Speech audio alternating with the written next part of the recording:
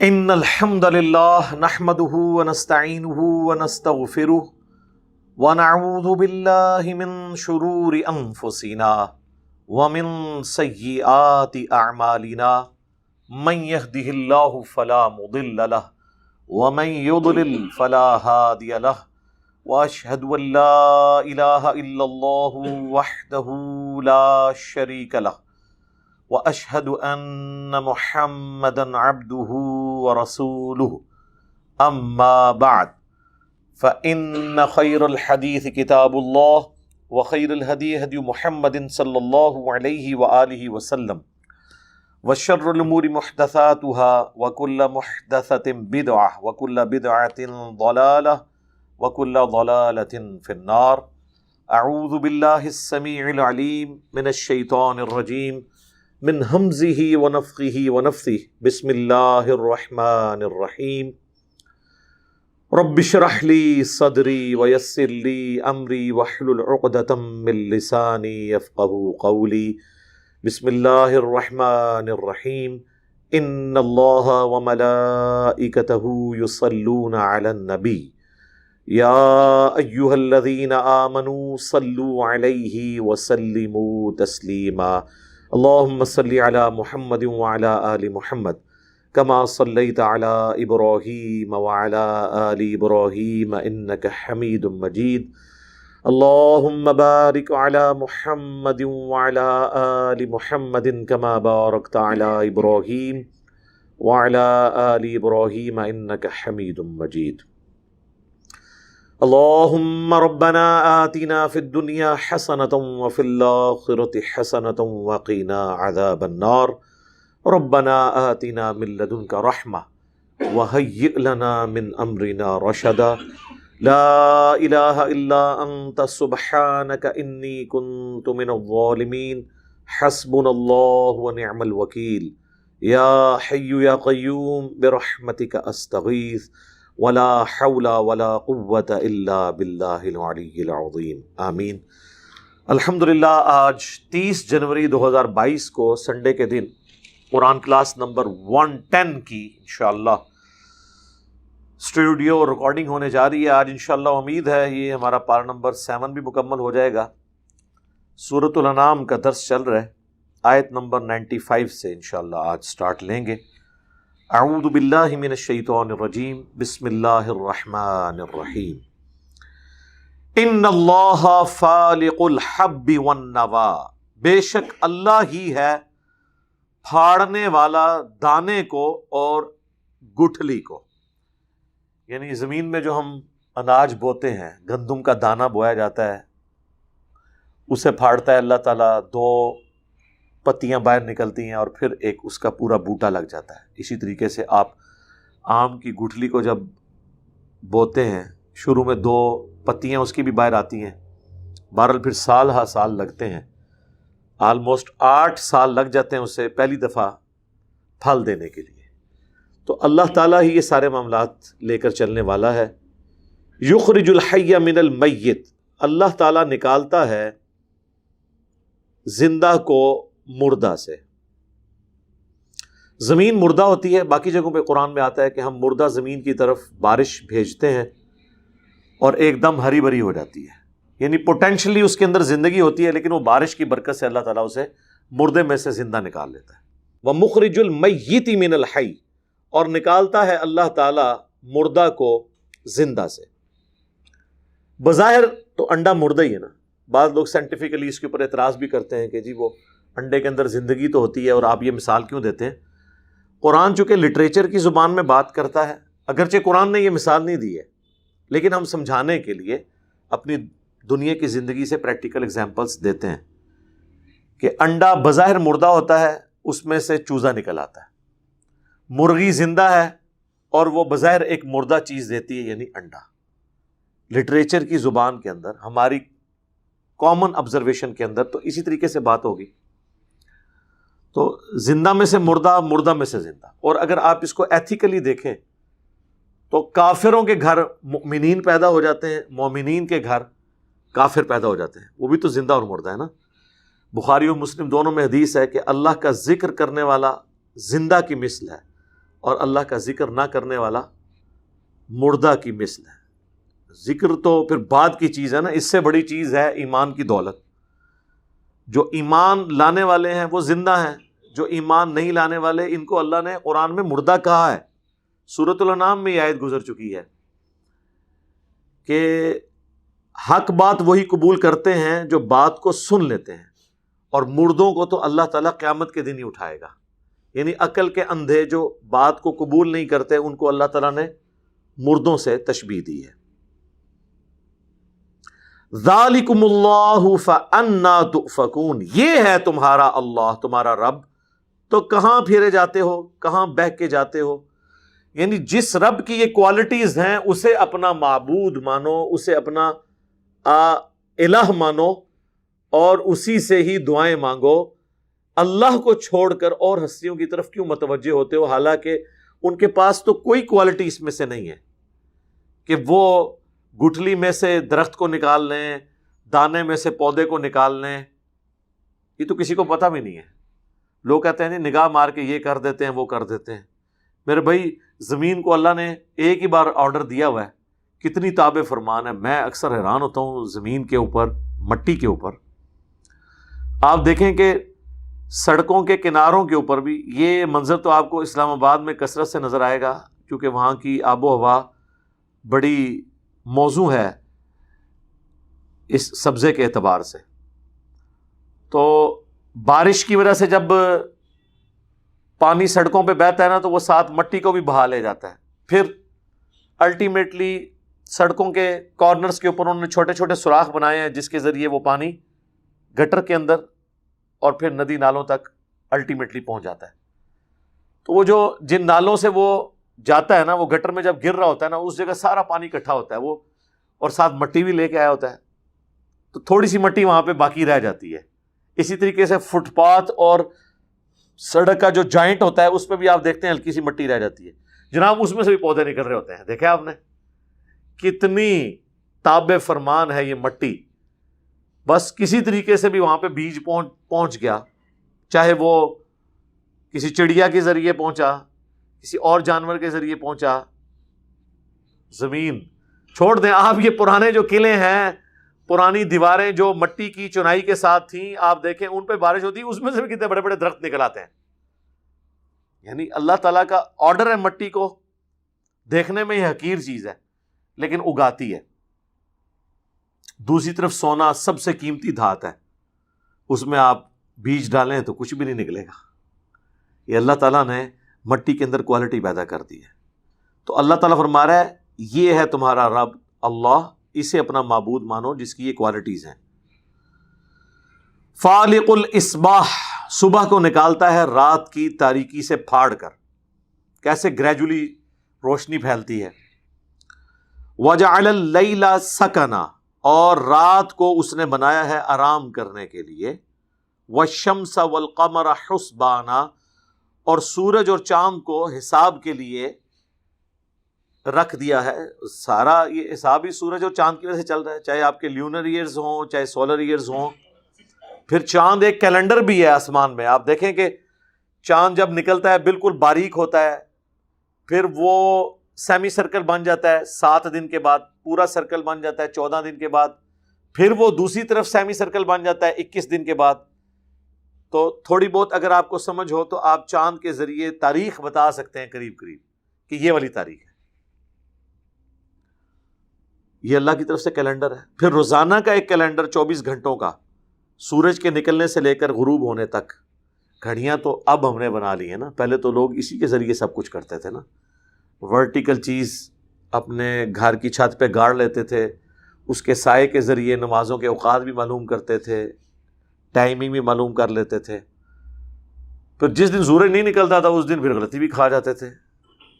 صحیح بخاری میں آتا ہے کہ صحابہ کرام نے ایک دفعہ روزہ افطار کر لیا، بعد میں سورج نکل آیا، کیونکہ اس زمانے میں علم غیب نہیں ہوتا تھا، وہ بابوں کو ہوتا ہے، صحابہ کو تو نہیں ہوتا تھا، ورنہ روزہ افطار کر لیتے۔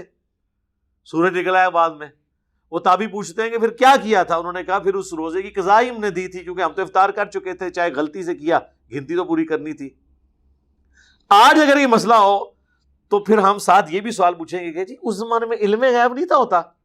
یہاں تو ہمارے بزرگ تو کہتے ہیں جناب سورج تو ہم سے پوچھ کے چڑھتا ہے، ہم تو پوری دنیا کو ایسے دیکھ رہے ہیں جیسے ہتھیلی پہ رائی کا دانہ۔ تو آپ لوگ تو صحابہ، آپ لوگوں کے گھوڑوں کے قدموں کی خاک، جو گھوڑے کے نتنے میں بیٹھے اس کو کوئی غوث قطب ابدال نہیں پہنچ سکتا، تو آپ لوگوں کو نہیں پتا چلا، بعد کے بزرگ تو یہ کچھ سب کچھ دیکھتے ہیں۔ اس زمانے میں کہانیاں ہوتی نہیں تھی۔ ہم نے یہ ساتھ ساتھ آپ کے دماغ میں ڈرل کرنا ہے تاکہ آپ کو پتا چلے کہ کس بڑے لیول کا دھوکہ اس امت کو دیا گیا ہے قرآن کے ہوتے ہوئے۔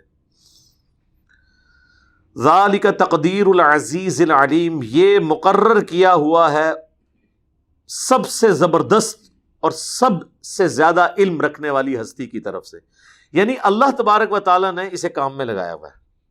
پچھلے 15 ارب سال سے یہ سورج مسلسل حرکت میں ہے، ود رسپیکٹ ٹو زمین بھی، اس کے علاوہ پورے نظام شمسی کو لے کے 200 کلومیٹر پر سیکنڈ کی رفتار سے یہ ٹریول کر رہا ہے۔ پھر اس کے اندر فیول کتنا ہے؟ آج وہ کہہ رہے ہیں جناب وہ چائنا نے سورج بنا لیا، وہ پائی چند سیکنڈز کے لیے۔ اس طرح کا سورج کیسے بنایا جا سکتا ہے؟ اس کے لیے تو بہت زیادہ انرجی چاہیے۔ جہاں ہر سیکنڈ میں 50 کروڑ اٹامک بم کے برابر انرجی ریلیز ہو رہی ہو، تو آپ کتنی دیر کے لیے کوئی کر لیں گے چیز؟ اللہ نے اسے کام میں لگایا ہوا ہے اربوں سال سے۔ ویسے تو کسی چیز کو حرکت دینے کے لیے آپ کو فیول چاہیے، دیا ہوا ہے حرکت، اور کتنا تابع فرمان ہے، ذرا اپنے ٹریک سے نہیں ہٹتا، اپنی ڈیوٹی بڑے صحیح طریقے سے پورے کر رہا ہے۔ اور سب سے بڑھ کے جو ہم نے ٹروتھ ریویل کیا ہے کہ اس پلانٹ ارتھ پہ سب سے بڑا مشکل کشا بھی وہی ہے، ایز فار ایز ظاہری اسباب آر کنسرنڈ۔ جیسے ظاہری اسباب ہمارے ماں باپ بھی ہیں، جی امی سے روٹی مانگے شرک تو نہیں ہوتا نا؟ جی نہیں ہوتا، ظاہری اسباب ہے نا۔ مری ہوئی امی سے تو نہیں روٹی کو مانگتا۔ اچھا تو امی سے مانگ سکتے ہیں تو بزرگوں سے کیوں نہیں مانگ سکتے؟ سرکار بزرگ تو شاہی کوئی نہیں، جو سورج ہے، پوری دنیا کا نظام سورج کی وجہ سے چل رہا ہے۔ موسموں کا بدلنا، ہواؤں کا چلنا، بارش کا برسنا، سب کچھ سورج کی وجہ سے، پودوں کا خوراک تیار کرنا۔ لیکن آج تک ہمیں وہم بھی نہیں ہوا ہم کہیں کہ یا سورج المدد، یا سورج المدد، نظر کرم فرمائے اور بادلوں کی اوٹ سے باہر آ جائے۔ نہ یہ اللہ تعالیٰ نے اس کا اندازہ مقرر کیا، اللہ نے لگایا ہوا ہے ہر چیز اللہ نے۔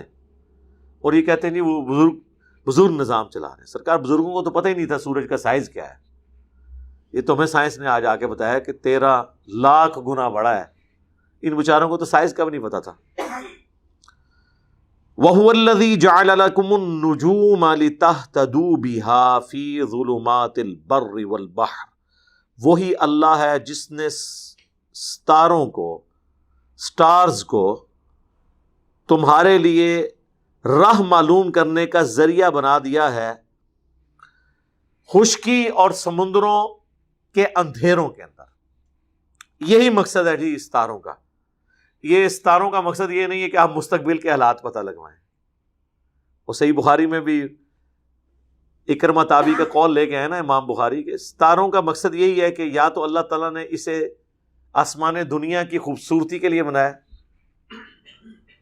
وَلَقَدْ زَيَّنَّا السَّمَاءَ الدُّنْيَا بِمَصَابِيحَ، ہم نے مصابیح رکھ دی ہیں، یہ چراغ ستارے، یا یہ ہے ستارے اللہ نے مقصد رکھ دیا ہے ان کو۔ دوسری انہوں نے یہ آیت کوٹ کی سورہ الانعام کی کہ اندھیروں میں چاہے سمندر کے ہوں چاہے خشکی کے، راستہ معلوم کرنے کا ذریعہ۔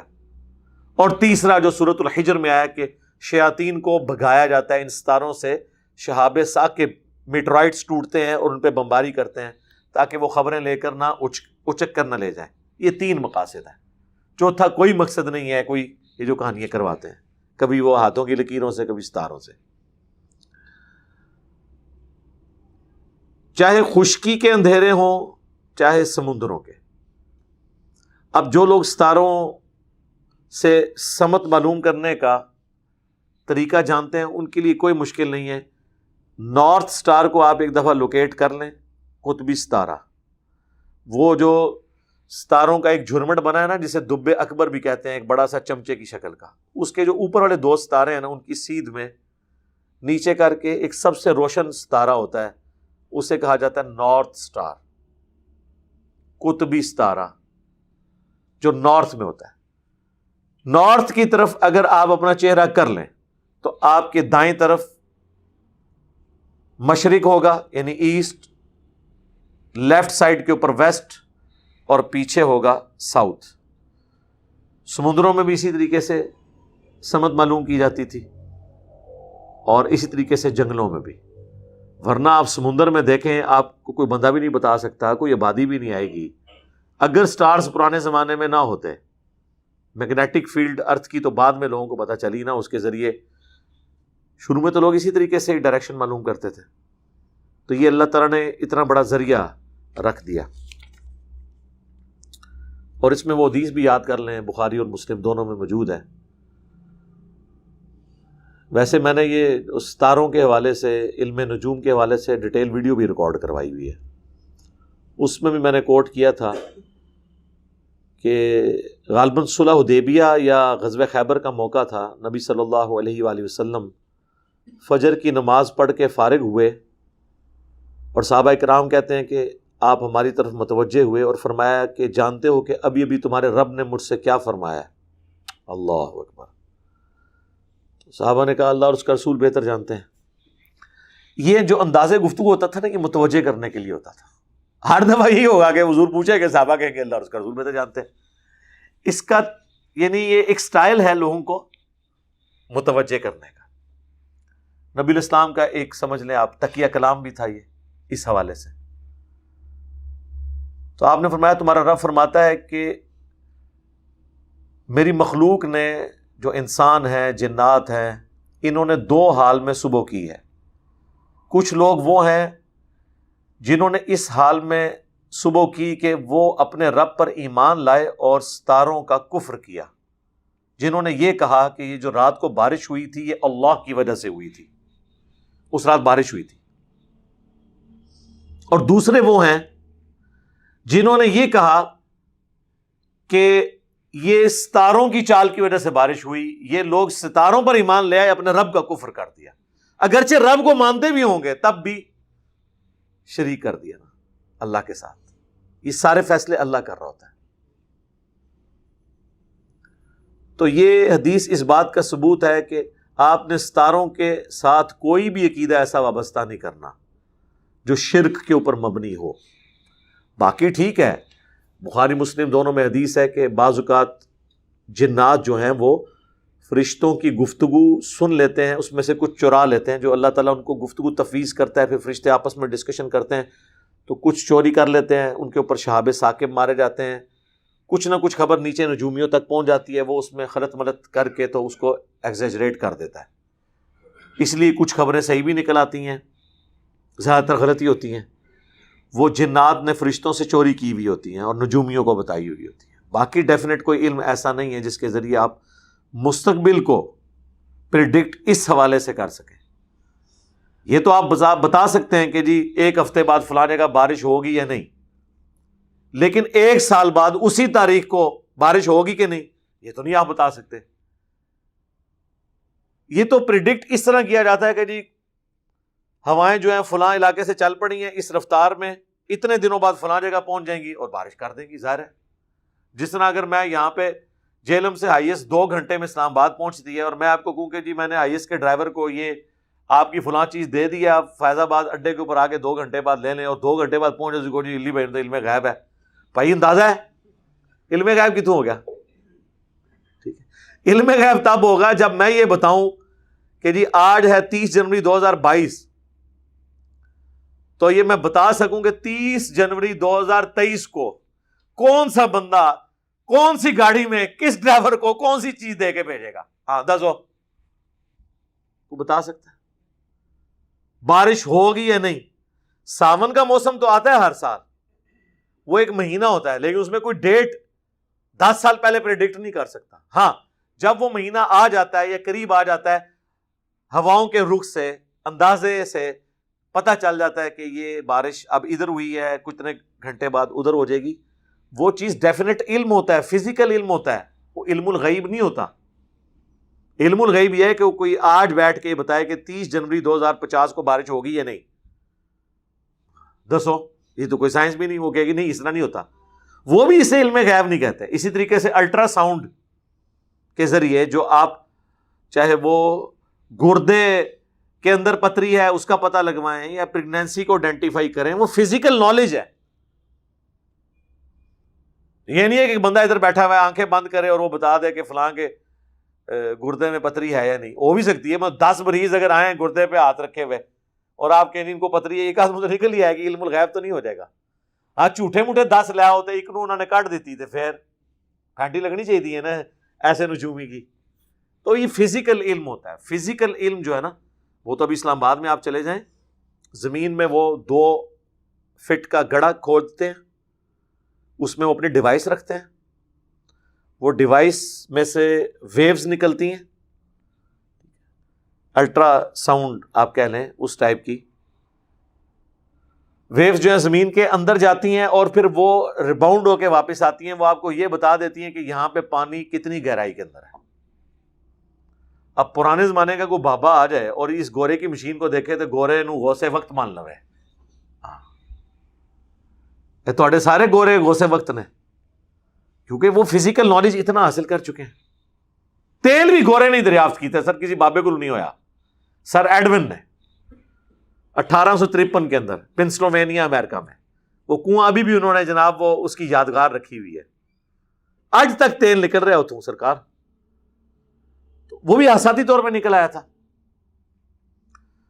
تو وہ جب ریباؤنڈ ہو کے آتا ہے نا تو وہ پھر اب لوگ اب اسلام آباد میں تو آلموسٹ جو اچھے والا بور ہے 5 لاکھ تک اس کی قیمت پہنچ چکی ہے، کیونکہ واٹر ٹیبل جو ہے وہ اب تو 200 فٹ سے بھی زیادہ چلا گیا، کئی جگہ پہ 300 فٹ تک ہے. اب لوگ کہتے ہیں 5 لاکھ روپیہ لگائیں اور اینڈ پہ پانی بھی نہ نکلے، تو بہتر ہے 15-20 ہزار روپیہ وہ اس کمپنی کو دیں اور وہ آ کے یہاں پہ ہمیں بتا دے کہ اس گہرائی میں پانی ہے کتنا ہے، تاکہ ہمارا خرچہ بچ جائے. تو یہ فزیکل علم ہے.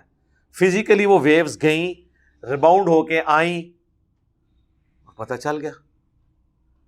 اب یہ سی سی ٹی وی کیمرے میں آپ جو کچھ دیکھ رہے ہیں یہ فزیکل علم ہے. ایک کیمرہ لگا ہوا ہے، وہاں سے وہ ڈیٹا ریئل ٹائم دیکھ رہا ہے اور آپ کو ٹرانسفر کر رہا ہے. پاکستان میں کتنے لوگ ہیں جن کی یہاں پہ شاپنگ مالز ہیں، دکانیں ہیں، اور وہ خود امریکہ یورپ میں بیٹھے ہیں، وہاں بیٹھ کے وہ سی سی ٹی وی کیمرے کے ذریعے آبزرو کر رہے ہیں کون سا ملازم کتنے بجے آ رہا ہے، کتنے گاہک آئے ہیں، وہ سب کچھ وہاں بیٹھ کے آبزرو کر رہے ہیں. تو یہ علم غیب ہے؟ نہیں، یہ فزیکل نالج ہے، حصی علم ہے. علم الغیب ہوتا ہے جو حواس خمسہ کے بغیر حاصل ہو جائے. اس طرح کا سر کوئی علم نہیں ہے کہ آپ بغیر ڈیوائسز کو یوز کیے ہوئے چیزیں کر لیں. تو یہ سب کچھ فزیکل کانٹیکٹ موجود ہوتا ہے. یہاں سے کیمرے نے دیکھا، انٹرنیٹ بھی ایک فزیکل کانٹیکٹ تو ہے نا، الیکٹرو میگنیٹک ویوز والا، اور وہ بھی اللہ تعالیٰ نے زمین کو اس قابل بنایا ہے کہ جو اس کی اوپر لیئرز ہیں ان میں سے ایک لیئر ایسی ہے جو آپ کی ان ویوز کو ریباؤنڈ کر دیتی ہے. اگر وہ لیئر نہ ہو تو یہاں سے جو ویو آپ کا انٹینا چھوڑتا ہے نا اوپر جاتی رہے، وہ واپس ہی نہ آئے. ہاں جی، اللہ نے اسے رہنے کے قابل بنایا ہے. ہماری ارتھ کی میگنیٹک فیلڈ جو ہے نا جی، یہ کتنی ہارمفل چیزوں کو، سورج سے آنے والی، کائنات سے آنے والی چیزوں کو تباہ و برباد کر دیتی ہے. ادروائز یہ تو آئے دن اسکن کینسر لوگوں کو ہونا شروع ہو جائے. پھر جو ارتھ کا ایٹماسفیئر ہے 80,000 کلومیٹر، اس میں سے بھی جو ڈینس ہے وہ تو 50 کلومیٹر تک ہے. یہ اتنی بڑی نعمت ہے کہ باہر سے جب میٹرائٹس آتے ہیں شہاب ثاقب ہائی سپیڈ کے اوپر، جب وہ ہوا میں داخل ہوتے ہیں نا تو ہوا کی فرکشن کی وجہ سے ان کو آگ لگ جاتی ہے، زمین تک پہنچنے میں کامیاب ہی نہیں ہوتے. ورنہ تو جناب یہ زمین کب کی ختم ہو گئی ہوتی.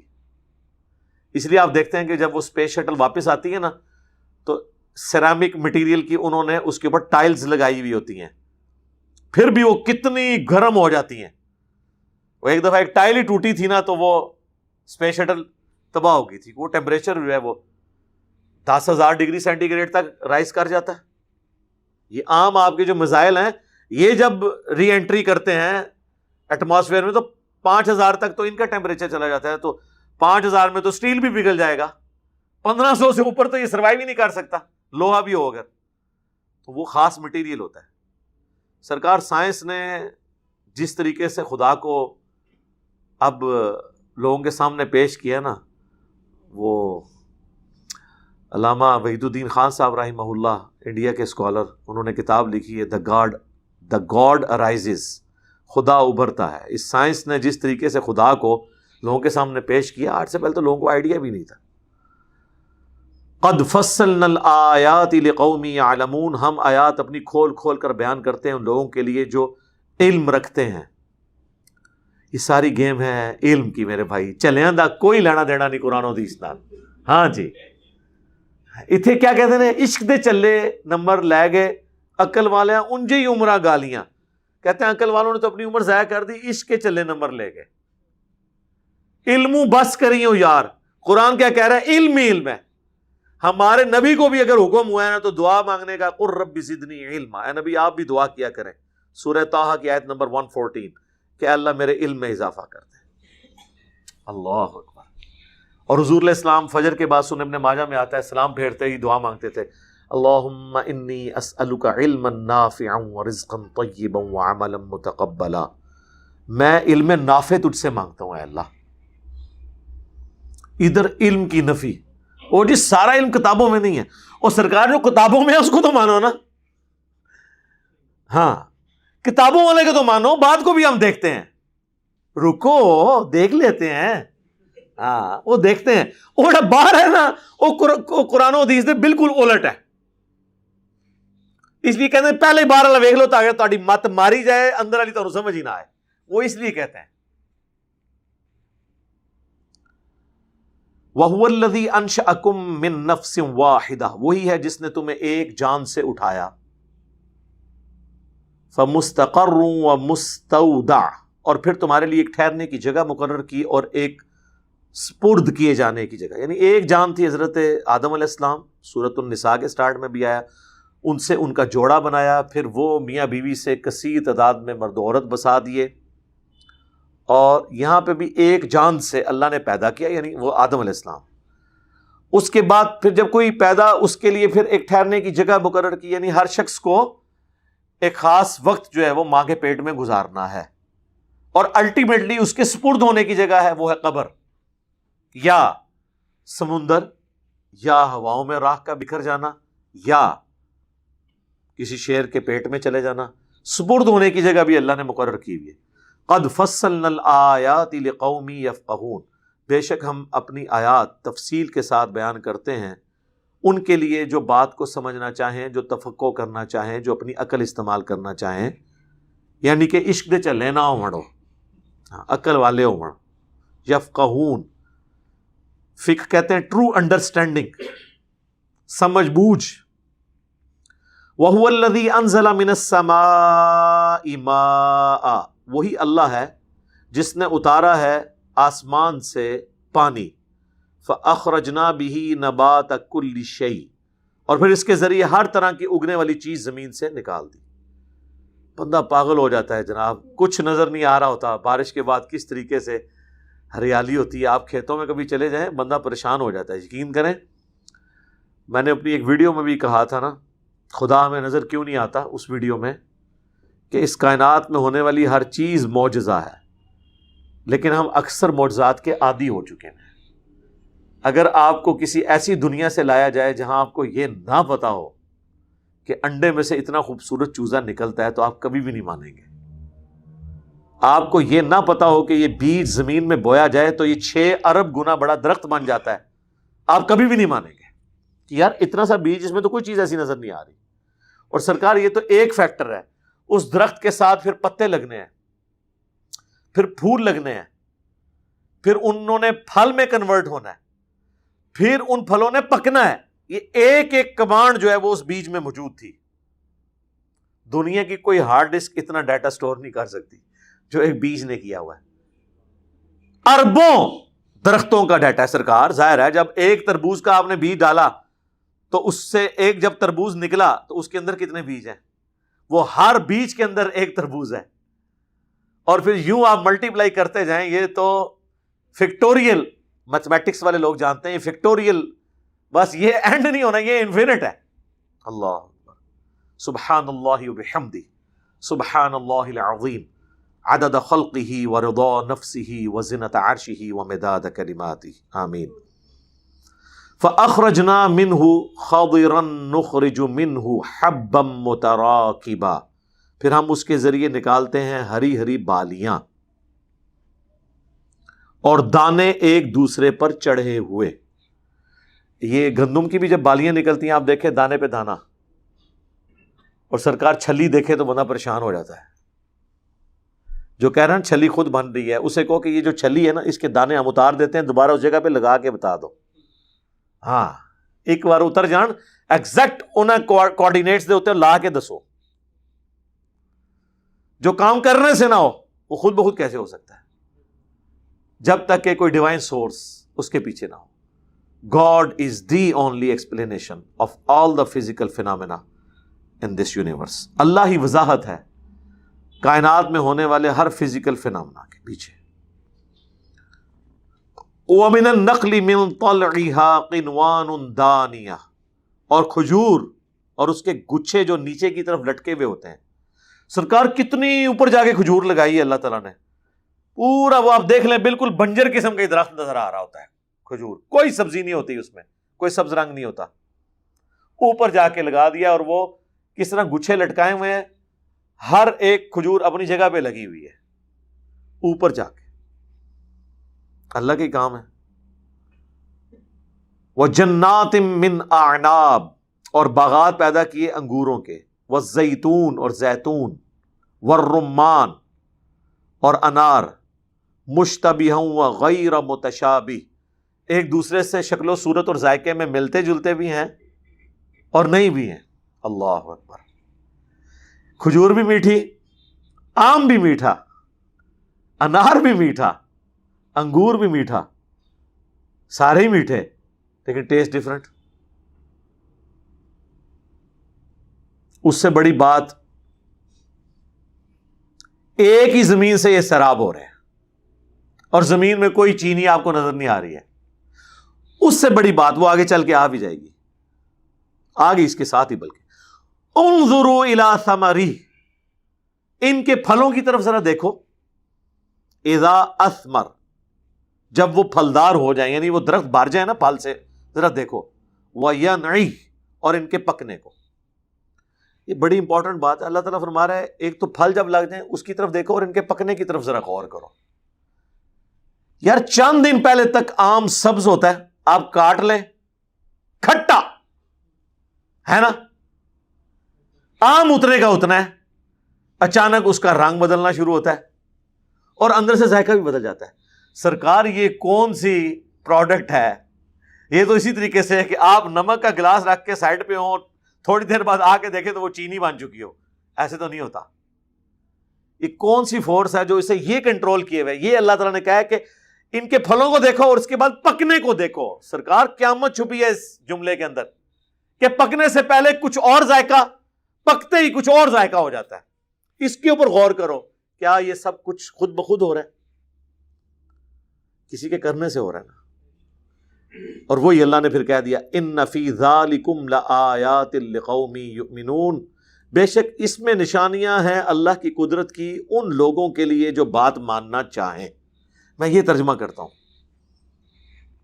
ویسے یہ ترجمہ ہے کہ جو ایمان والے ہیں، ایمان بھی وہی لاتا ہے نا جو بات مان لیتا ہے. یعنی جو بات ماننے والا ہے نا، سچائی کو ماننے والا، ٹروتھ لور ہے، حق کو قبول کرنے والا ہے، اس کے لیے نشانی ہے. ویسے تو آپ دیکھ لیں 40 سال تک کروکوڈائلز کے اوپر، ہاتھیوں کے اوپر تحقیق کرتے رہتے ہیں، نیشنل جغرافی کے اوپر پوری عادتیں وہ جناب اس پہ ڈاکومنٹریز بنا دیتے ہیں، کئی مہینوں تک بیٹھ کے ویڈیوز بناتے رہتے ہیں. پھر ایک کوئی کریٹیکل سین ان کو ملتا ہے، وہ لاکھوں ڈالر میں بیچتے ہیں ڈسکوری کو، اینیمل پلانٹ کو، نیشنل جغرافک والوں کو، اور پھر آ کے لوگ وہاں تعارف کروا رہے ہوتے ہیں جی انہوں نے 30 سال لگائے جی کروکوڈائل کے کڑے ہوتے جو تو یار جے کروکوڈائل کے بنانے والے کوئی تو نے نہ پہچانا تو اس تحقیق کا کیا کرنا ہے تو نے؟ اور کیا اللہ نے اس کو دیکھیں کوالٹیز دی ہیں. یعنی اس پلانٹ ارتھ پہ اس سے زیادہ طاقتور جانور کوئی نہیں ہے ڈائنوسارز دنیا سے یہ انہوں نے ختم کیے ہیں. جب وہ پانی پینے جاتے تھے نا، جو چند ایک بچ گئے تھے، تو یہ اپنے جبڑوں میں ان کا شکار کر لیتے تھے. شیروں کا شکار کر لیتے ہیں یہ، پانی پینے جائے شیر تو. اتنا طاقتور یہ جانور ہے. 3000 پاؤنڈ اس کی فورس ہے یہ جبڑے بند کرنے کی. اور کیا کوالٹی ہے، پانی کے اندر بھی زندہ رہتا ہے، پانی کے باہر بھی. شکار کیسے کرتا ہے؟ بس صرف آنکھیں ہلکی سی باہر ہوتی ہیں، پورا اندر ہوتا ہے اور آ کے دبوچ لیتا ہے. اور اللہ نے کمزوری ایسی ساز رکھ لی ہے اس کے اندر، جب اس کے جبڑے بند ہو جائیں نا، پھر ایک عام آدمی بھی اس کو دبا لے تو یہ جبڑے کھول نہیں سکتا. کھولنے کی فورس اس کو کوئی نہیں دی اللہ نے. ہاں دیکھا، اس لیے وہ پکڑ کے فوراً ٹیپ لپیٹ لیتے ہیں. سرکار 3000 پاؤنڈ دی طاقت میں اگر وہ کھول رہا ہوئے تو لاؤ کوئی بندہ پلوان جو اس کو کھولنے تو روک لے. ایک بار آپ اس کو قابو کر لیں. یعنی انسان سے اوپر کوئی نہیں ہے، انسان نے یہ چیزیں ڈسکور کر لی ہیں. تو یہ اللہ تعالیٰ کی قدرت ہے. جو لوگ اس طرح کی تحقیقات کرتے ہیں، یار اس میں سے کچھ رزلٹ بھی تو نکالو نا، اس رب کو بھی تو پہچانو نا جس نے یہ ساری چیزیں پیدا کی ہیں. یقین کریں، ہم تو یہ جب نیشنل جغرافک ڈسکوری چینل دیکھتے ہیں نا، میں کہتا ہوں جی یوں لگتا ہے کہ اللہ تعالیٰ اپنی ساری قدرتوں کے ساتھ انسان کے سامنے آ گیا.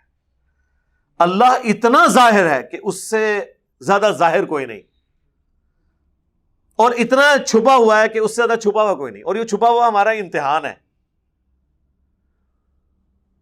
ہمیں کبھی خیال نہیں آتا کہ یار یہ سب کچھ کیسے ہو رہا ہے، اور اتنی روٹین کے ساتھ ہو رہا ہے. اور یہ مخلوقات کو جو اللہ نے کام میں لگایا ہوا ہے، کتنی استقامت کے ساتھ وہ سارے کام وہ پرفارم کر رہے ہیں. اللہ ہی اللہ جی. سرکار اس اللہ کے ہوتے ہوئے انسان کسی ایسے انسان کو مشکل کشا مان لے جو اپنا پیشاب بھی نہیں روک سکتا، جو مر جائے تو اس کے کپڑے اتار کے اسے غسل دیا جاتا ہے. زندہ آدمی تو اپنے کپڑے نہیں اتارنا دیتا. بزرگ زندہ نہ تھے، کپڑے کیوں لاندے ہونا تھے؟ کپڑے اتار کے ہی ان کو غسل دے کے تو کفن پہناتے ہو نا.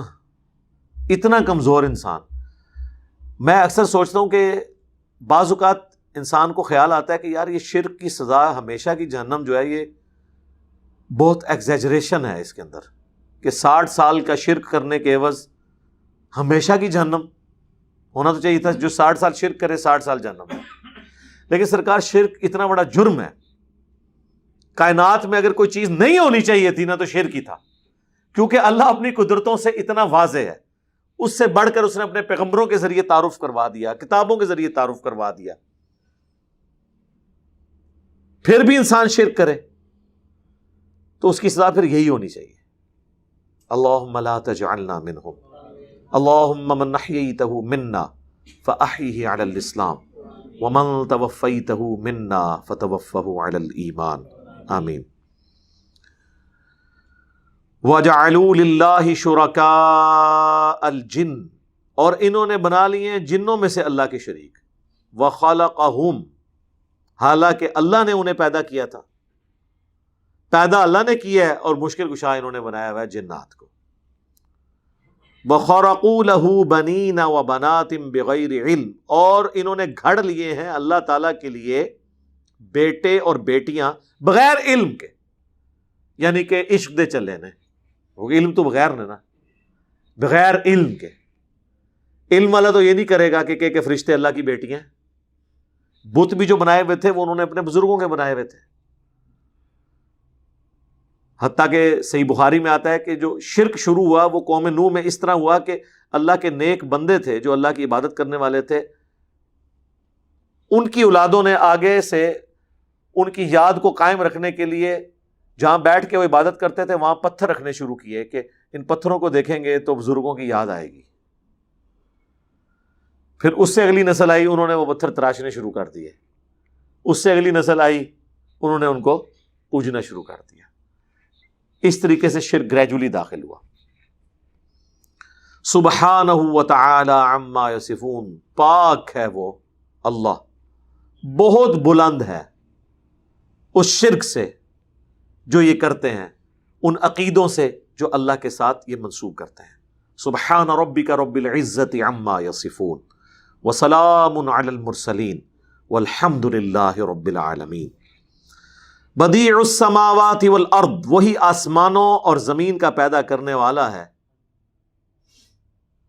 بدیع کہتے ہیں اس کریٹر کو جو بغیر کسی نمونے کے کوئی چیز پیدا کرتے ہیں۔ بدعت کا لفظ بھی استعمال ہوتا ہے نا، جو پہلے دین میں آئی نہیں تھی چیز۔ اللہ تعالیٰ نے کریشن ایکس نہیلو کی ہے، عدم محض سے وجود بخشا ہے چیزوں کو۔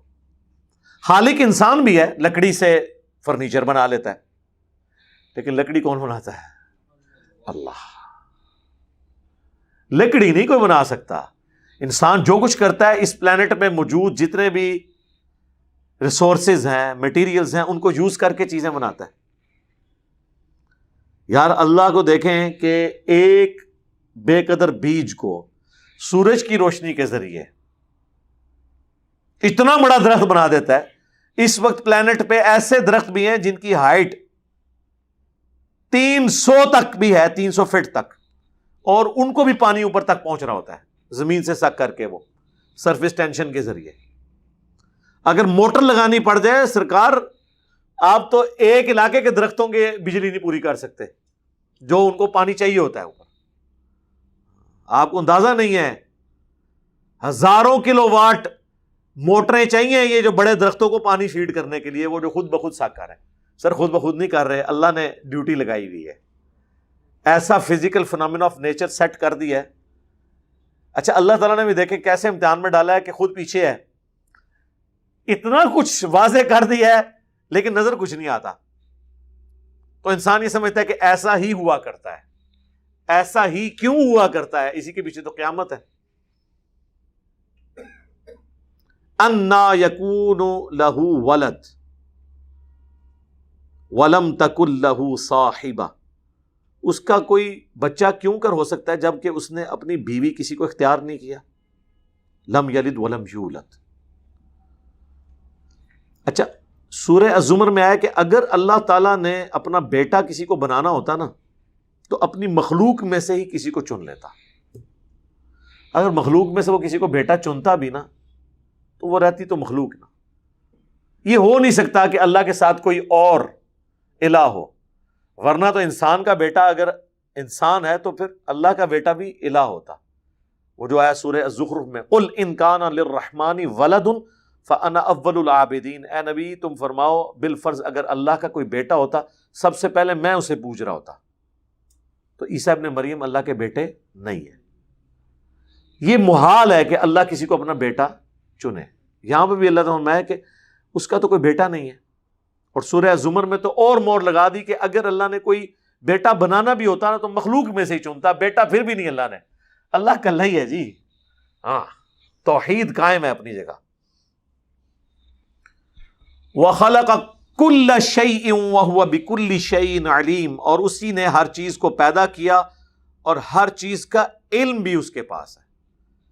یعنی یہ چیزیں بنا کے اللہ نے چھوڑ نہیں دی ہیں، سرکار نہ صرف یہ چیزیں پیدا کی ہیں بلکہ ان کا کنٹرول بھی رکھا ہوا ہے۔ انسان سوچ سکتا ہے یار 20 لاکھ 2 ملین سے زیادہ سپیشیز پلانٹ ارتھ پہ، انسانوں، جانداروں، چاہے وہ نباتات ہوں چاہے حیوانات، وہ ہو چکی ہیں ابھی تک ڈسکور۔ سائنٹسٹ تو کہہ رہے ہیں کہ 4 ملین تک جا سکتی ہیں، پھر ہر ایک سپیشی کی آگے کھربوں میں تعداد ہے۔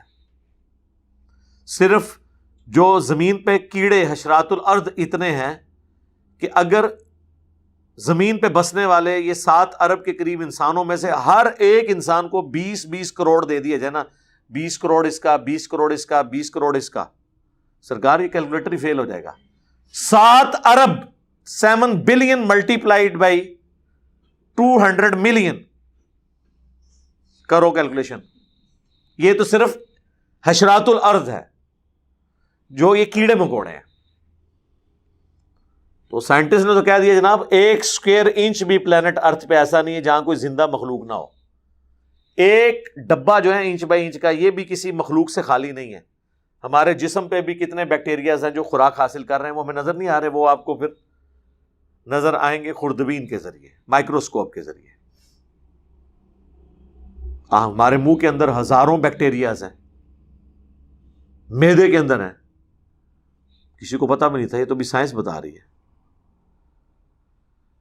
ذالکم اللہ ربکم، یہ ہے تمہارا رب، تمہارا پروردگار، تمہارا پالنے والا، لا الہ الا ہو، نہیں ہے کوئی الہ سوائے اس کے۔ اینڈ رزلٹ اللہ نے ہر چیز کا یہ نکالنا ہے کہ بھائی جس کی یہ کوالٹیز ہے نا، پوجنا اسی کو ہے، دعا اسی سے کرنی ہے، معبود وہی ہے۔ خالق کل شیء، وہ ہر چیز کا پیدا کرنے والا ہے، فاعبدوہ، بس اسی کی عبادت کرو۔ یہ اینڈ رزلٹ یہ ہے، یہ نہیں ہے کہ اللہ کو مان لیا اور ساتھ ہی کہا کہ بڑا ہی معاف کرنے والا ہے جی، کام چک کے رکھو، نہیں۔ اینڈ رزلٹ یہ ہے کہ اللہ کی ماننی ہے۔ یہ پہلے آیا کہ اللہ کو مانو، پھر آیا فاعبدوہ، اس کی عبادت کرو۔ وَلَقَدْ بَعَثْنَا فِي كُلِّ أُمَّةٍ رَسُولًا، ہم نے ہر امت میں کوئی نہ کوئی رسول بھیجا ایک بنیادی دعوت کے ساتھ کہ عبادت کرو اللہ کی اور اجتناب کرو طاغوت سے۔ عبادت کہتے ہیں عاجزی کے ساتھ ٹوٹل اوبیڈینس کرنا کسی ہستی کی، یہ ہے عبادت۔ اس میں ظاہر ہے ساری عبادات، حقوق اللہ، حقوق العباد دونوں شامل ہیں۔ وَهُوَ عَلَىٰ كُلِّ شَيْءٍ وَكِيلٌ، اور وہ ہر چیز کے اوپر نگہبان بھی ہے۔ ہر چیز اس نے، یہ نہیں ہے کہ آپ بنا کے فرشتوں کے، بزرگوں کے یا جنات کے حوالے کر دیے، نہیں۔ سرکار فرشتے جن کی ڈیوٹیاں بھی لگی ہوئی ہیں نا، وہ بھی ڈسیو ہو جاتے ہیں، اس لیے کہ اللہ نے ان کی لمیٹیشن رکھی ہے۔ قیامت والے دن جو آتا ہے کہ ڈھیروں ڈھیر نیکیاں لے کر آئیں گے لوگ، جو صحیح مسلم میں حدیث ہے، شہید کو بلایا جائے گا، سخی کو بلایا جائے گا، اور قرآن کے قاری کو الٹیمیٹلی اسے ریاکاری کی وجہ سے جہنم میں پھینکا جائے گا۔ فرشتوں نے ان کی وہ نیکیاں لکھی ہوئی ہوں گی، فرشتے لکھ لیں گے فلانا دامت برکاتم عالیہ، اندر فلانا ٹینگا کے ہے، وہ تو نہیں انہوں پتا بھی اندر کیا کر رہا ہے، دکھلاوے کے لیے کر رہا ہے یا کیا کر رہا ہے۔ فرشتے تو ظاہری اعمال کاپی کرتے ہیں نا، اصل چیک جو ہے وہ اللہ ہی کا ہے۔ لا تدرکہ الابصار، نگاہیں اس کا احاطہ نہیں کر سکتی۔ وَهُوَ يُدْرِكُ الْأَبْصَارَ، اور وہ ہر چیز کو گھیرے ہوئے ہے۔ آنکھوں کا احاطہ وہ کر لیتا ہے، کوئی آنکھ اس کا احاطہ نہیں کر سکتی۔ وَهُوَ اللَّطِيفُ الْخَبِيرُ، اور وہ بڑا باریک بین ہے، ہر چیز کو باریکی تک دیکھنے والا ہے۔ اللہ سے کوئی چیز، بلکہ یہاں تک آیا اِنَّهُ عَلِيمٌ بِذَاتِ الصُّدُورِ، وہ سینوں کے چھپے ہوئے رازوں کو بھی جاننے والا ہے۔ یہ آیت ہے جو سیدہ عائشہ نے کوٹ کی تھی نا، بخاری مسلم میں آتا ہے نا کہ انہوں نے مسروق سے کہا کہ جو کوئی 3 باتوں میں سے ایک کا بھی قائل ہو، وہ اللہ اور اس کے رسول پہ جھوٹ باندھنے والا ہے۔ ان میں سے ایک بات یہ بھی کہ جو کہ اللہ کے نبی علیہ السلام نے اللہ تعالیٰ کو دیکھا تھا۔ مسروق قرآن نہیں تو پڑھتا، اس میں تو یہ اللہ تعالیٰ نے یہ فرمایا ہے کیا، لا تدرکہ الابصار، نظریں اسے نہیں دیکھ سکتی۔ وَهُوَ يُدْرِكُ الْأَبْصَارَ، وہ نظروں کو گھیرے ہوئے ہے۔ وَهُوَ اللَّطِيفُ الْخَبِيرُ۔ ہاں باقی یہ ضرور ہے، قرآن حکیم میں بھی اشارتاً موجود ہے، بخاری مسلم میں بھی اس کے اوپر میرا ڈیٹیل ویڈیو ہے، اللہ تعالیٰ کا دیدار معراج کے حوالے سے بھی، ویسے قیامت کے حوالے سے بھی۔ آخرت میں اللہ تعالیٰ انسان کی نگاہوں کو یہ طاقت دے دے گا کہ جیسا کہ اس کی شان کے لائق ہے اس طرح کا دیدار ہوگا۔ وہ بھی اگر آپ کہنا کہ گاڈ جو ہے اس کا احاطہ جنت میں بھی کوئی نہیں کر سکتا، کیونکہ انسان کی کمپیٹنسی نہیں ہے نا، یہ انسان کے لیے محال ہے کہ وہ اللہ کا احاطہ کر لے۔ اس کی وجہ یہ ہے ہم لمیٹڈ ہیں، لمیٹڈ چیز ان لمیٹڈ چیز کا احاطہ نہیں کر سکتی۔ اگر آپ کہیں گے اللہ چاہے بھی تو، ہم کہیں گے یہ سوال ہی محال ہے، اللہ یہ چاہے گا نہیں، اور دوسرا یہ ڈیفینیشن میں نہیں آئے گا۔ یہ اسی طریقے سے اللہ چاہے تو ایسا پتھر پیدا کر سکتا ہے جسے خود نہ اٹھا سکے، اب اس کا کیا جواب دیں گے؟ اگر آپ کہیں گے ہاں پیدا کر سکتا ہے تو پھر دوسرے میں قدرت کی نفی ہو جائے گی کہ خود نہیں اٹھا سکتا، اور اگر آپ کہیں کہ نہیں پیدا کر سکتا تو کہیں گے اچھا اللہ کی قدرت نہیں ہے۔ اس طرح کے سوالات کے جوابات میں اسی کے اوپر وہ سعودیہ کے وہ مفتی صالح فوزان نے ڈاکٹر ذاکر نائک کے اوپر فتویٰ کفر کا لگا دیا تھا، تو پھر میں نے رد کیا تھا۔ ڈاکٹر ذاکر نائک نے اسی طرح علمی ڈسکشن کے اندر، سرکار علمی ڈسکشن ہوتی ہے نا، اس میں گستاخیاں شوخیاں نہیں آتی ہیں، وہاں تو علمی باتیں ہو رہی ہوتی ہیں. تو وہ کافر اس قسم کے سوالات جب کر رہے تھے تو ڈاکٹر ذاکر نائک نے کہا کہ میں کئی ایک چیزوں کی لسٹ آپ کو بنا کے پیش کر سکتا ہوں جو آل مائٹی گاڈ نہیں کر سکتا، لیکن اس کی ایکسپلینیشن اس نے کی کہ یہ بائی ڈیفینیشن ہی چیزیں غلط ہیں. مثلا اگر آپ یہ کہیں کہ اللہ تعالیٰ کیا نبی علیہ السلام کے بعد کوئی پیغمبر بھیج سکتا ہے اس حال میں کہ ختم نبوت پہ بھی حرف نہ آئے، نئی شریعت کے ساتھ، نئی کتاب کے ساتھ، تو ہم کہیں گے میرے بھائی ڈیفینیشن ہی غلط ہے. ختم نبوت کا مطلب ہی ہے، یہ ایک وقت میں ایک ڈیفینیشن ہو سکتی ہے نا، بیک وقت دونوں چیزیں تو نہیں سیٹسفائی ہو سکتی. یہ میتھمیٹیکلی رانگ سٹیٹمنٹس ہیں، انہیں کہا جاتا ہے فقہ کی لینگویج میں محال. کیا اللہ تعالیٰ جھوٹ بول سکتا ہے؟ اگر آپ کہیں کہ جی بول سکتا ہے، استغفر اللہ، ایک غلط چیز کو آپ نے گاڈ کی طرف منسوب کیا. اسی بھی تو اعلیٰ حضرت نے رشید احمد گنگوئی کے اوپر کفر کا فتویٰ لگایا ہوا ہے اسام الارمین کے اوپر. انہوں نے بھی ماما تو تنوں کی نے ضرورت کی تو ایڈا بڑا کو کام کرے. رشید احمد گنگوئی نے کہا کہ جی اللہ تعالیٰ جھوٹ بولنے پر قادر تو ہے لیکن بولے گا نہیں. پھر اعلیٰ حضرت نے ادھر اتنے ٹوٹے کیتے کہ حالے تک وہ قیمہ انہیں کو سنبھالیا نہیں جا رہا. ایک اتنی سی کتاب لکھ کے پوری دیوبندیت کے مدرسے ان کے لاکھوں علماء کو ایک بندے نے فیل کر دیا، کیونکہ اس نے اس کے پاس وہ ایک سمجھ لیں گدڑ سنگھی آگے کہ میں نے قابو کتنے کرنا ہے.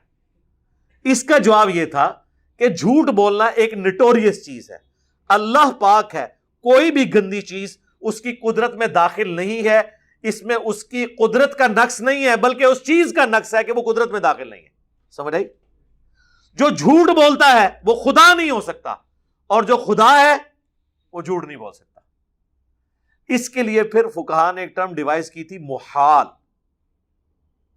اور اس کے اگینسٹ ایک اور ٹرم ہے مقدور. مقدور کا مطلب یہ ہے کہ وہ چیزیں جو اللہ کی قدرت میں داخل ہیں اگرچہ اس نے نہ کی ہو. مثلا اگر آپ مجھ سے پوچھیں کیا اللہ تعالیٰ کوئی سیڑھی ایسی بنا سکتا ہے کہ ہم زمین سے آسمان تک پہنچ جائیں؟ ہم کہیں گے ہاں بنا سکتا ہے، اگرچہ بنائی نہیں ہے، ہمارے علم میں نہیں ہے، لیکن یہ اللہ سے ناممکنات میں نہیں ہے. کیا اللہ تعالیٰ چاہے تو مرد کو اولاد کی پیدائش کا ذریعہ بنا سکتا ہے جس طرح کہ عورت کو بنایا ہے، اگرچہ ہی اس نے نہیں کیا، سوائے ایک ایکسیپشن کے کہ آدم علیہ السلام کی پسلی سے اماں حوا پیدا ہوئی، وہ بھی پسلی سے. یعنی اگر کوئی شخص کہے کہ وہی لیبر پینز اور یہ ساری چیزیں مردوں کے ساتھ ہوں، ہم کہیں ہاں کر سکتا ہے اللہ، اگرچہ نہیں کیا، مقدور ہے، پاسبل ہے، اللہ چاہے تو پاسبل ہے. اللہ چاہے تو سوئی کے ناکے سے اونٹ گزار سکتا ہے، سرکار ساری کائنات گزار سکتا ہے. اللہ قادر ہے اس بات کے اوپر، کیونکہ یہ فزیکل ورلڈ کی جو چیزیں ہیں نا سرکار، یہ تو اب سائنس آپ کو بتا رہی ہے نا کہ اگر آپ کسی چیز کو لائٹ میں کنورٹ کر لیں تو اس طرح کی کھربوں کائناتیں بھی ہوں نا، وہ بھی سوئی کے ناکے سے آپ گزار سکتے ہیں. یہ تو اس کائنات کے جو راز تھے وہ سائنٹسٹ نے ڈسکور کر لیے ہیں کہ اگر یہ ہو، اگر کسی طریقے سے فیوژن پاسبل ہو جائے تو آپ جیلم شہر کو نیو یارک شفٹ کر سکتے ہیں سیکنڈز کے کروڑویں حصے میں.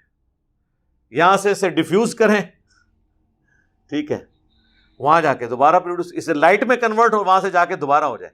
لیکن یہ اب انسان کی پاسبلٹی ہے. لیکن E=mc² جو آئنسٹائن کی ایکویشن ہے، اس میں ابھی تک ایک چیز تو پاسبل ہے کہ میس انرجی میں کنورٹ ہوتا ہے. کس طرح؟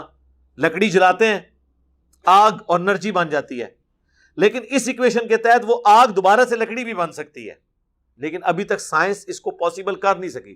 لیکن میتھمیٹیکلی آئنسٹائن نے یہ ثابت کر دیا کہ ایسا ہو سکتا ہے کہ انرجی کو دوبارہ سے میس بنا دیا جائے. لیکن کون بنائے؟ سرکار یہ تو اس کائنات کی سب سے بڑی اچیومنٹ ہوگی اگر انسان یہ کرنے میں کامیاب ہو جائے. پاسبلٹی ہے، لیکن اللہ کے لیے تو کوئی مشکل نہیں ہے. اللہ تعالیٰ چاہے تو انرجی کو دوبارہ میس بنا دے جس طرح میس انرجی میں کنورٹ ہوتی ہے. تو یہ ساری چیزیں ہیں مقدور، یعنی اللہ کی قدرت میں داخل، اگرچہ اس نے نہیں کی ہوئی یا کی تو ہیں ہمارے علم میں نہیں. خیر ممکن ہے کچھ چیزیں کی ہوئی ہوں، یعنی بلیک ہولز جب تک ہم نہیں تھے ہمیں نہیں پتا تھا، ہمیں تو نہیں یہ پتا تھا. یہ تو وہ کس رحمۃ اللہ علیہ نے یہ بلیک ہول دریافت کیا تھا، نام اتر گیا میرے ذہن سے، ان کا مزار کدھر ہے؟ نہیں سرکار، مزار کدھر ہے ان کا؟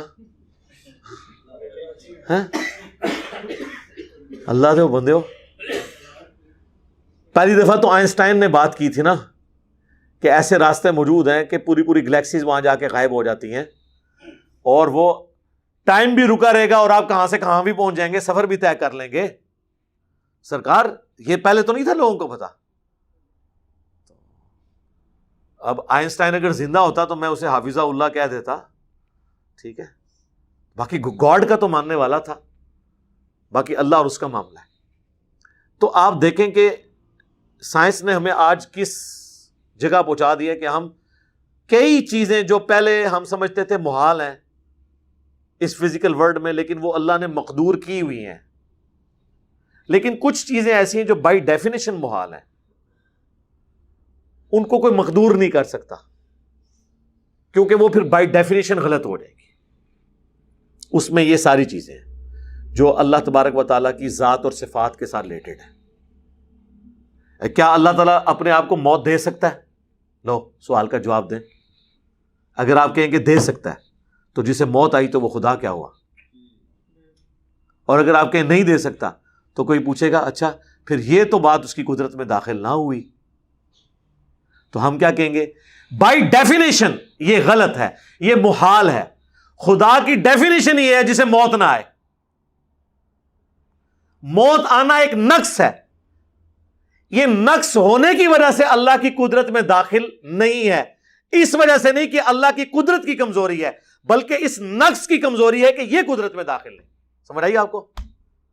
ہاں جی، یہ ہے محال اور مقدور. جاؤ اپنے مولویوں پہ جاؤ جا کے، ہاں انہوں کے سوال رکھو اور انہوں نے پھر سارا کچھ پھر تماشا ویکھو، پھر انہوں نے محال اور مقدور سمجھاؤ تو پھر دسو کہ جی اے سانو انجینئر صاحب نے دسیاں سن گلاں. ٹھیک ہے، یہ وہ ساری بحثیں ہیں. یہ 3 صدی ہجری کے اندر جب معتزلہ کے دور میں، سلطنت عباسیہ کے دور میں فلسفے کی کتابیں عربی میں ٹرانسلیٹ ہوئیں تو یہ ساری علم الکلام کی بحثیں نکلیں. اس وقت فقہاء نے پھر ان چیزوں کو ڈیفائن کیا. یہ وہ بحثیں ہیں جو صحابہ کرام کے زمانے میں نہیں تھیں، یعنی یہ وہ سوالات ہیں جو صحابہ کرام کے زمانے میں ڈسکس ہی نہیں ہوئے کیونکہ اس وقت تو یہ چیزیں ابھی سامنے نہیں تھی آئی نا، اللہ کی صفات کے معاملات. اسی لیے اس کے اوپر پھر علم الکلام ایک پورا ڈیوائز کیا گیا، اسے علم الکلام کہا جاتا ہے. یہ وہ منطقی بحثیں ہیں، جو بحثیں تھوڑی بہت جو سیکھے ہوتے ہیں نا وہ آپ کے ساتھ کھلواڑ کر رہے ہوتے ہیں مولوی. اچھا جی اے دسو جی، اے دسو جی، اچھا جی اگر شیطان جڑا ہے ایک ہو کے ہر انسان نو وسوسہ دلانا ہے تو نبی علیہ السلام ہر جگہ نہیں موجود ہو سکتے. یہ علم الکلام خدا کے لیے اس طرح نہیں چیزیں ثابت ہوتی ہیں. اس طرح کریں تو پھر ہم کہیں گے اگر آدم کو سجدہ ہو سکتا ہے تو نبی علیہ السلام کو نہیں ہو سکتا، کرو. نہیں جی منع ہے. کیوں منع ہے؟ اللہ نے منع کیا ہے. اس طرح اینالوجیز نہیں بنتی کہ اگر اے ہو جاتا تو اے کیوں نہیں ہو جاتا. اس کو علم الکلام کی منطق کی بحثیں کہا جاتی ہیں. یہ ساری فلسفیوں کی چیزیں تھیں. یہ آج کل اگر آپ نے ان چیزوں میں کسی کو امام دیکھنا ہے نا تو بریلوی اور شیعہ یہ ٹاپ پہ ہیں اس فیلڈ میں. آپ کو یہ کہانیاں کراتے نظر آئیں گے، ٹھیک ہے نا. وہ یہ 5 انگلیوں سے 5 تن پاک، الف لام میم سے آل محمد، اور یہ ہر طرح کی چیزیں آپ کو ثابت کرتے نظر آئیں گے. اس طریقے سے دیوبندی وہ ایک سوال سے پوچھیں کہ نبی علیہ السلام کی قبر اللہ کے عرش سے افضل ہے، وہ آپ کو اور کہانیاں کرانا شروع کرا دیں گے. دیکھیں جی وہ جی قبر پہ تو نبی علیہ السلام موجود ہے لیکن عرش پہ اللہ اس طرح تو نہیں بیٹھا ہوا، تو وہ ٹچ نہیں کر رہا، تو وہ نہیں پتہ نہیں کیا کچھ کریں گے. آپ کہیں گے یار بھئی ایک آیت حدیث پڑھ دو کہ عقیدہ کہاں سے نکالا ہے تم نے. سبحانک اللہم وبحمدک اشہد ان لا الہ الا انت استغفرک واتوب الیک وما علینا الا البلاغ المبین. جزاکم اللہ.